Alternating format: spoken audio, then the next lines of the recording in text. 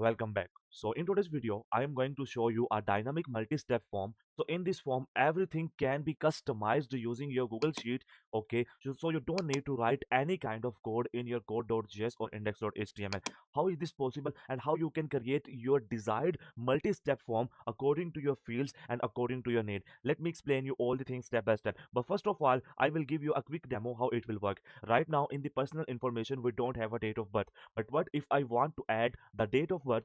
First, before in our previous videos, we just need to add in the coding and update the code.js index.html. But what I told to you, in this dynamic multi-step form, you can customize and create the form as per your need from directly from the Google Sheet. You don't need to write any single line of code. So I just pasted here the date of birth, and now I just refresh my web application. So when I refresh my web application, my date of birth field is being successfully added, and not it's added here, it will also save the data in your Google Sheet as well. I will explain you all the things step by step. We have many things, so let me explore you how you can set up it and how you can run it. So you can see this is a instruction. You can, when you get the file, you can check the instructions, but I will tell you how you can do it. So this is a setting sheet where you can set the setting of the particular form fields, and you can set the placeholders, and you can set the type, whether it is text, email, or select means it's a drop down text area, select again drop down, and the radio button check boxes, the rating, and also the toggle, the currency, and the signature pad, and the multiple uploads, and everything you can done it in your settings section. And when you set your settings, for let's take example, you just go to the form. So in the form section, if I delete this particular data, just copy and delete it. Okay, now it's deleted, and I refresh my web application. So when I refresh my web application, as of now, you can see I just have one step. Okay, so this is a one step form. Okay, so this is a one step form. So this is a full name. So you can see this is a full name, and this full name I have set it here. The full name, there's the placeholder, and there's the text, and it is required or not, or you can also set the optional as well. Okay, you understand? And again, go to the form. In the email section, you just go to the email, enter your email address and email verification, and it is required or not, you can also set it from here. And again, the date of birth, you can see it is a date type. So this is an email type, it must be the email, then it will allow you, it must be the date, and it must be the numbers. Okay, so first I will give you a demo by submit my just one step form. So this is my full name. For example, I am entering a full name demo, and then enters a demo email id. So you can see this is a demo email id at the rate gmail.com. Okay, so this is a phone, we enter a demo email id, it automatically do this, and we can also make the select the date from here and click on this next. So you can see this is review about your information, what you have written, is it correct? And if you want to submit, you can simply submit the form. So this is error submitting, the number of the columns must be at least one. Okay, so this error will comes right now. You can see we just delete these particular headers from here. And when we delete the headers from the here, you must need to set the headers full name, and first of all the time step comes, and then the full name, then the email, then the phone, then the date of birth. And now I just need to click on the simply submit form. So when I submit, you can see the form submitted successfully, and the data is being successfully being saved here. So in this way you can create a form. But what if you want to create a multi-step form? Okay, what if you want to create a multi-step form? I just paste it here. So this is a step 2. So this is a personal information, I just remove the information. So you can also see in from here the information will be removed when I refresh. So this is the location and detail, and this is a form 6 steps form, and I have added all these settings to test you is it working or not. Okay, now we just go to our multi-step form and refresh it. So when I refresh it, as of now you can able to see here the web app is loading, and we can see the 6 steps. It's not limited to the 6 steps, you can also add more steps, and it's also give you the mobile friendly interference as well. So this is also the mobile friendly, so you don't need to worry about them.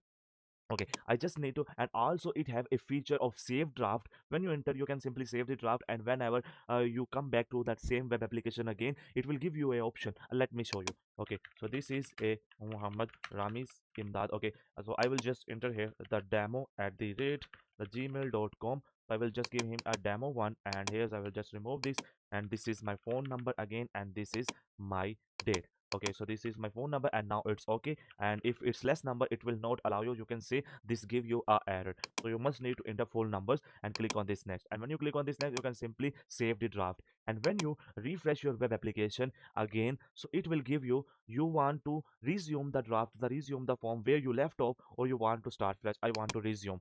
So this is my data, and you can see the older data is already being here. So this feature you also get, and this is a gender. Now you can see in the form section, this is a gender, right? So in the settings section, this is a gender, and we have select. Okay, so here you will see how you can add a, how you can add a drop down. So you can first, you need to write the select, and then you need to enter this comma, okay, and then male comma and female comma and other. So in this way you can add unlimited drop downs from here. Okay, so this is a male, and this is a country, and same like you can see the country also is select, and also enter your city. So I just enter my city, Canada demo. Okay, so enter your address, you can also enter your address, so it's limited to the 500. So we just enter here the demo as well. So this is a demo.